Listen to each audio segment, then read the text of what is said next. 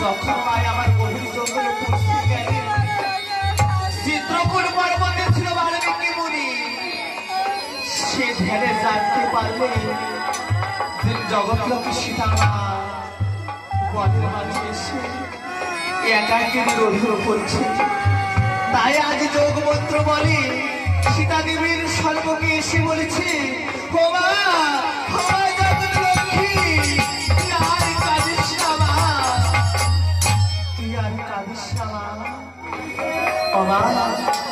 তুই কি জানিস মা, এই পৃথিবীতে মা যার কেউ নেই মা, তার একজন আছে মা।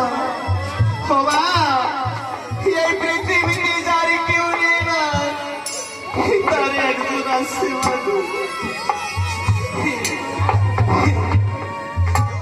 ও মা, তুই আমার করে আয় মা।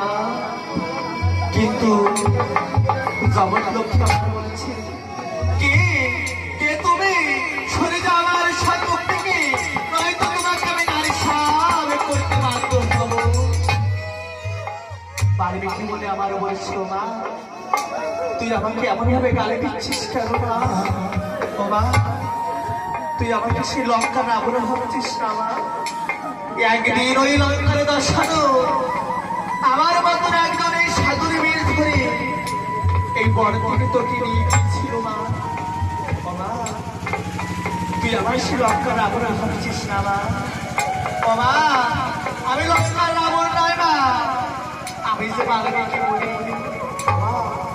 তুই আমার কোলে আয় মা। এই কথা বলি মায় আমার পিতা পিতা বলে বাল্মীকির কোলে ঝাঁপিয়ে পড়েছে। বাল্মীকি বলে আমার বলে, ও মা তুই চল আমার কুটিরে মা, তুই আমার কুটিরে থাকবি মা, তুই কোনো ভয় পাস না, তোর পিতা আছে। জগৎলক্ষ্মী সীতা আমার বলে, ও পিতা জানি না আমার মনে একটি ব্যথা থেকে যাবে পিতা, যে কোন দুঃখের পরে কোনো বন্ধু দয়ালের আমি দিয়েছি আমাকে বড় বর্ষের তরে। আমি তো তা জানি না যে আমি এমন একটি অপরাধী করেছি যে পুনরায় আবার দিল আমার বনবাসের তরে।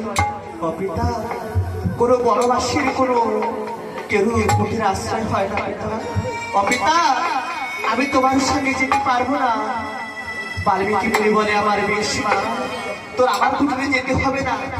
তাই মন্ত্র দলে মায়ের সর্বকেটি কুটির নির্মাণ করে আর বলে, ও মা তুই এই কুটিরে থাকবা, তোর আমার কুটিরে যেতে হবে না। আজ তোর যদি কোনো আপেল বিপদ হয়, তুই আমাকে স্মরণ করলে আমাকে দেখতে পাবি মা। এবার আমি আসি। যখন এই কথা বলে বাল্মীকি মুনি চলে গেলেন চিত্রকূট পর্বত করতে, মায় আমার সেই পদ্ম পাতার কুটিরে এক এক করে দক্ষিণের কেমন করে দিয়ে চলে যাচ্ছে।